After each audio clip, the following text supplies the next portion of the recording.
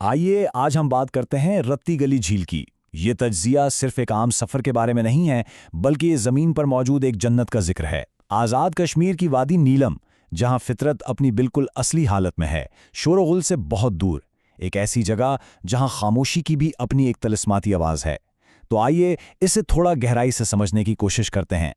जरा इस मंजर को तसव्वुर में लाएं। बिल्कुल शफ़ाफ नीला पानी। ये पानी आखिर कहाँ से आता है? दरअसल ये बर्फ से ढकी ऊंची चोटियों और पहाड़ी ग्लेशियर्स से पिघल कर आता है। और इस झील के इर्द गिर्द का माहौल कैसा है? इंतहाई मुश्किल रास्ते, सीधी खड़ी चट्टानें और घने जंगल जो इस झील को एक प्याले की तरह अपने अंदर महफूज रखते हैं। यहाँ पानी साल के ज़्यादातर हिस्से में इतना ही ठंडा रहता है जितनी कि वो बर्फ जिससे ये बना है।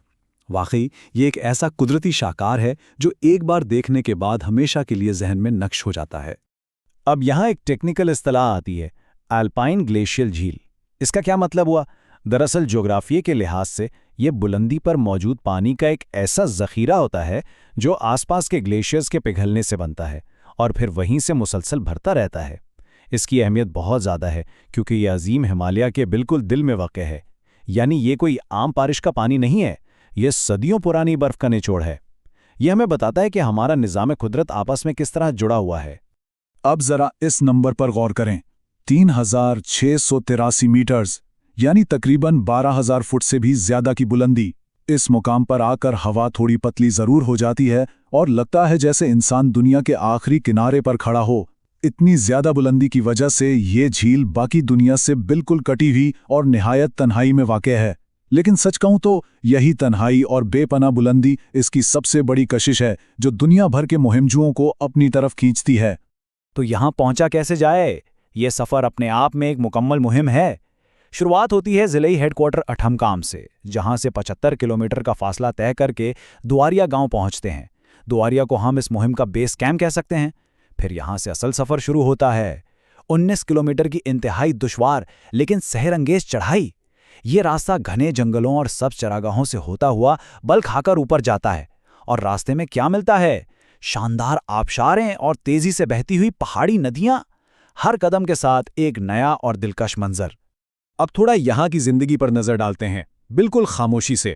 अगर हम गौर करें तो इन एल्पाइन चरागाहों में फितरत का एक हैरत अंगेज तवाजुन नजर आता है।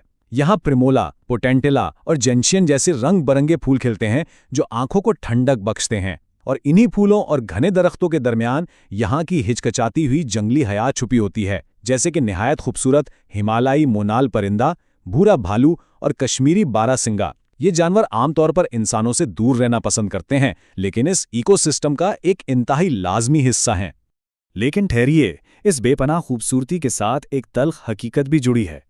पिछले कुछ अरसे में मुल्की और गैर मुल्की सयाहों की तादाद में बेतहाशा इजाफा हुआ है, और इसका नतीजा इस इंतहाई नाजुक माहौलियाती निज़ाम पर बहुत शदीद दबाव पड़ रहा है। लोग तो इस खूबसूरती को देखने खिंचे चले आ रहे हैं, लेकिन अब पायदार सियाहत यानी सस्टेनेबल टूरिज्म की बहुत सख्त और फौरी ज़रूरत है।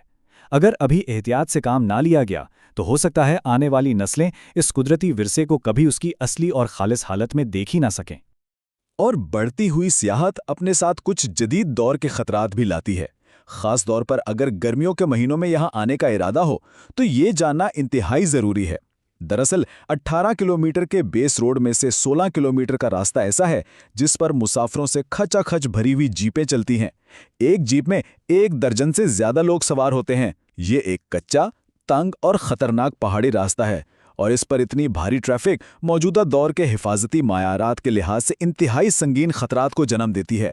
हिफाजती इक़दामात की अहमियत का अंदाज़ा जुलाई 2024 के तल्ख वाक़ई से लगाया जा सकता है। हक़ाइक़ को देखें तो एक मुसाफिर जीप बेकाबू होकर नदी में जा गिरी। इस अलमनाक हादसे में 2 सयाह जान की बाजी हार गए और 3 लापता हो गए।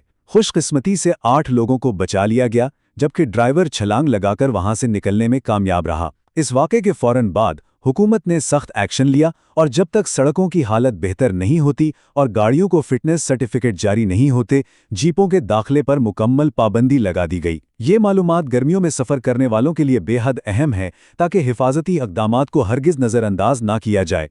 तो इस सारे जायजे के बाद आखिर में एक गहरा और गौर तलब सवाल पैदा होता है, हम ऊंचाई पर मौजूद इन नाजुक माहौलियाती निज़ामों की खूबसूरती को आखिर कैसे महफूज रख सकते हैं जबकि वहां जाने और उन्हें एक्सप्लोर करने का सिलसिला भी जारी रहे। ये एक ऐसा पेचीदा बैलेंस है जिसे तलाश करना अब हमारी एक इज्तिमाई जिम्मेदारी बन चुका है। हिमालय के इस खालिस और खूबसूरत माहौल को देखने की इंसानी ख्वाहिश बिल्कुल फितरी है, लेकिन इसकी हिफाजत करना हमारा सबसे पहला फ़र्ज होना चाहिए। ये एक ऐसा सवाल है जिस पर हम सबको संजीदगी से सोचना चाहिए ताकि ये मनाजिर हमेशा के लिए यूं ही जिंदा रहें।